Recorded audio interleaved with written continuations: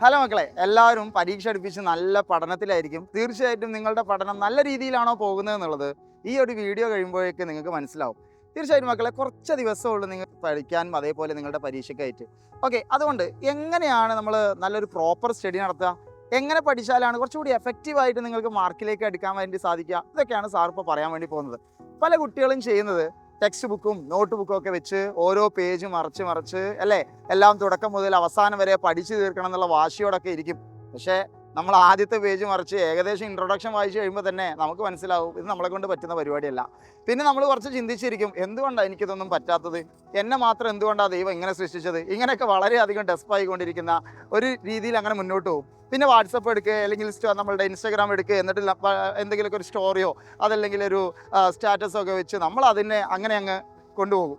Then 2-3 ദിവസം നമുക്ക് ആ പഠിക്കാൻ കഴിയാത്തതിൻ്റെ, നമുക്ക് പ്ലാൻ ചെയ്തത് നിറവേറ്റാൻ കഴിയാത്തതിൻ്റെ വിഷമമായിട്ട് പിന്നെയും മുന്നോട്ട് പോകും. വീണ്ടും നമ്മളൊന്നും കൂടി മോട്ടിവേറ്റായി വീണ്ടും നമ്മൾ പ്ലാൻ ചെയ്യും, വീണ്ടും ഇതേ കാര്യങ്ങൾ റിപ്പീറ്റ് ചെയ്യും. മക്കളെ, തീർച്ചയായിട്ടും നമ്മൾ ആലോചിച്ചാൽ മതി, നമ്മളൊക്കെ മനുഷ്യന്മാരാണ്. ഓക്കെ, അതുകൊണ്ട് തന്നെ വലിയ കാര്യങ്ങളൊക്കെ നമ്മൾ ചെറിയ സമയം കൊണ്ട് ചെയ്തു തീർക്കണമെങ്കിൽ നമ്മൾ അത്രയ്ക്കും എക്സ്പീരിയൻസ്ഡ് ആകണം. മക്കൾ, ആകെ നിങ്ങൾക്ക് +1 അല്ലെങ്കിൽ +2 ഈ ഒരു എക്സ്പീരിയൻസ് അല്ലേ നിങ്ങൾക്കുള്ളത്. തീർച്ചയായിട്ടും ഈ ഒരു എക്സ്പീരിയൻസിൻ്റെ ഉള്ളിൽ മക്കൾക്ക് ചെയ്യാൻ പറ്റുന്നതല്ലേ മക്കൾക്ക് ചെയ്യാൻ പറ്റുള്ളൂ. സാർ ഒരു ട്രിക്ക് പറഞ്ഞുതരാം എങ്ങനെ പ്രോപ്പറായിട്ട് പഠിച്ച് നല്ല മാർക്ക് വാങ്ങാം എന്നുള്ളത്. മക്കളെ, മറ്റൊന്നല്ല നിങ്ങൾ ചെയ്യേണ്ടത്, നിങ്ങൾ ഒരു ക്വസ്റ്റ്യൻ പേപ്പർ എടുത്ത് വെക്കുക. എവിടെ നിന്നാണ് സാറേ ക്വസ്റ്റ്യൻ പേപ്പർ ഇട്ടാൽ? എനി ക്വസ്റ്റ്യൻ പേപ്പർ, നിങ്ങൾക്ക് ഇഷ്ടമുള്ള ഒരു സ്റ്റാൻഡേർഡ് ആയിട്ടുള്ള ഏതെങ്കിലും ഒരു പ്രീവിയസ് ഇയർ ക്വസ്റ്റ്യൻ പേപ്പർ എടുത്തോ. എന്നിട്ട് നിങ്ങൾ ഒന്നാമത്തെ ചോദ്യം നോക്കുന്നു. ഒന്നാമത്തെ ചോദ്യം നോക്കുമ്പോൾ ഒന്നാമത്തെ ചോദ്യം ചോദിച്ചത് ഒരു ഇലക്ട്രോൺ ഡിസ്പ്ലേസ്മെന്റ് എഫക്റ്റ് ആയിട്ടുള്ള ഒരു ഇൻഡക്റ്റീവ് എഫക്റ്റ് ആണെന്ന് ഞാൻ സാർ എക്സാമ്പിൾ പറയാം. അപ്പോൾ നിങ്ങളവിടെ മനസ്സിലാക്കേണ്ടത് ഇൻഡക്റ്റീവ് എഫക്റ്റ് ഇമ്പോർട്ടൻ്റ് ആണ് എന്നല്ല. ഇൻഡക്റ്റീവ് എഫക്റ്റ് ഏത് ഹെഡിങ്ങിന് കീഴിലുള്ളതാണ്? ഇലക്ട്രോൺ ഡിസ്പ്ലേസ്മെൻറ്റ്സിൻ്റെ കീഴിലുള്ളതാണ്. അപ്പോൾ ആ ഇലക്ട്രോൺ ഡിസ്പ്ലേസ്മെൻറ്റ് എഫക്റ്റ് ഇമ്പോർട്ടൻ്റ് ആണെന്നുള്ളതും, അപ്പോൾ ഇലക്ട്രോൺ ഡിസ്പ്ലേസ്മെൻറ്റ് എഫക്റ്റ് 4 എണ്ണം എനിക്ക് അറിയാമോ, അല്ലെങ്കിൽ അത് മൊത്തം നിങ്ങൾ ആ ഒരു സമയം പഠിക്കുക. ചിലപ്പോൾ ഈ ഒരു ആദ്യത്തെ ക്വസ്റ്റ്യൻ പേപ്പർ ചെയ്യാനായിട്ട് ഒരുപാട് സമയം എടുത്തേക്കാം. കുഴപ്പമില്ലടോ, ഈ ഒരു ആദ്യത്തെ ക്വസ്റ്റ്യൻ പേപ്പർ ചെയ്ത് കഴിയുമ്പോൾ തന്നെ നിങ്ങൾക്ക് ഏകദേശം നിങ്ങളൊരു ചാപ്റ്റർ കവർ ചെയ്യല്ല ചെയ്യുക, നിങ്ങളുടെ സിലബസ് തന്നെ കവർ ചെയ്യും നിങ്ങൾ പോലും അറിയാതെ. അങ്ങനെ രണ്ടാമത്തെ ക്വസ്റ്റ്യൻ പേപ്പറിൽ നടക്കുമ്പോൾ ഇത്ര സമയമൊന്നും വേണ്ടി വരില്ല. കാരണം എന്താണെന്ന് വെച്ചാൽ ഒന്നാമത്തെ ക്വസ്റ്റ്യൻ പേപ്പറിൽ നിങ്ങൾ പഠിച്ചിട്ടുള്ള പല കാര്യങ്ങളും, ഒന്നാമത്തെ ക്വസ്റ്റ്യൻ പേപ്പറിൽ ഇൻഡക്റ്റീവ് എഫക്റ്റ് ചോദിച്ചപ്പോൾ നിങ്ങൾ അവിടെ ഇലക്ട്രോമെറിക് എഫക്റ്റും ഹൈപ്പർ കോൺജുഗേഷനും അതേപോലെ തന്നെ നിങ്ങളുടെ റെസണൻസ് എഫക്റ്റും എല്ലാം പഠിച്ചല്ലോ.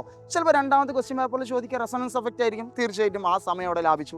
ഇങ്ങനെ ക്വസ്റ്റ്യൻ പേപ്പർ വെച്ച് നിങ്ങൾ പഠിച്ചു തുടങ്ങിയാൽ തീർച്ചയായിട്ടും ഈ എക്സാമിന് അടുപ്പിച്ച് നിങ്ങൾക്ക് നല്ല എഫക്റ്റീവായിട്ട് പഠിക്കാനും നിങ്ങൾക്ക് തന്നെ ഒരു കോൺഫിഡൻസ് ഉണ്ടാവാനും, ഏതൊക്കെ ഏരിയകൾ നിങ്ങൾ പഠിച്ചെന്നും ഇനി അഥവാ ഒരു ക്വസ്റ്റ്യൻ പേപ്പറിലും ചോദിക്കാത്ത ഏരിയ ഉണ്ടെങ്കിൽ അത് മാത്രം നിങ്ങൾക്ക് എടുത്ത് പഠിക്കാനും വളരെ കോൺഫിഡൻസോട് കൂടിയിട്ട് എക്സാമിന് പോകുന്നതിന് മുന്നേ തന്നെ എക്സാമിന് ചോദിക്കാൻ പോകുന്നത് ഇന്ന ക്വസ്റ്റ്യൻസ് ഒക്കെ ആയിരിക്കും എന്ന് നിങ്ങൾക്ക് മുന്നേ പ്രെഡിക്റ്റ് ചെയ്യാനൊക്കെ സാധിക്കും.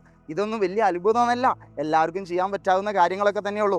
മക്കളെ, ഇങ്ങനെ ഒന്ന് ട്രൈ ചെയ്തൊക്കെ നിങ്ങൾ കൃത്യമായിട്ടും നിങ്ങൾ ഈ രൂപത്തിൽ ട്രൈ ചെയ്ത് കഴിഞ്ഞാൽ നിങ്ങൾക്ക് ഉറപ്പായിട്ടും നല്ല റിസൾട്ട് ഉണ്ടാകും. അത് സാറിൻ്റെ ഭാഗത്തുനിന്നുള്ള 100% കോൺഫിഡൻസ് ആണ്. പക്ഷെ ഒരു കാര്യം കേട്ടോ, സാറ് പറഞ്ഞത് പ്രത്യേകം ശ്രദ്ധിക്കണം. ക്വസ്റ്റ്യൻസ് കാണാതെ പഠിക്കാനോ അതേപോലെയുള്ള ചോദ്യം വരുമെന്നോ എന്നൊന്നല്ല സാറ് പറഞ്ഞത്. ക്വസ്റ്റ്യൻസ് പഠിക്കുമ്പോൾ ആ ഭാഗവുമായി ബന്ധപ്പെട്ട ടോപ്പിക്സ് പഠിച്ച് കവർ ചെയ്ത് പിന്നെ അടുത്ത ക്വസ്റ്റ്യനിലേക്ക് പോയി ഇങ്ങനെ വേണം നിങ്ങൾ പഠിക്കാനായിട്ട്.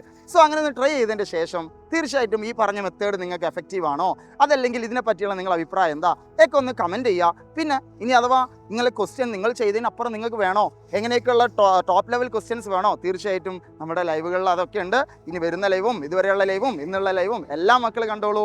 സോ നമുക്ക് എല്ലാം സെറ്റാക്കി എടുക്കാം, ടെൻഷൻ ഒന്നും വേണ്ട, എല്ലാം എളുപ്പമാവും മക്കളെ. നമ്മൾ നല്ല രീതിയിൽ പരീക്ഷ ചെയ്തും നമ്മൾ നല്ല മാർക്ക് നേടും. All the best.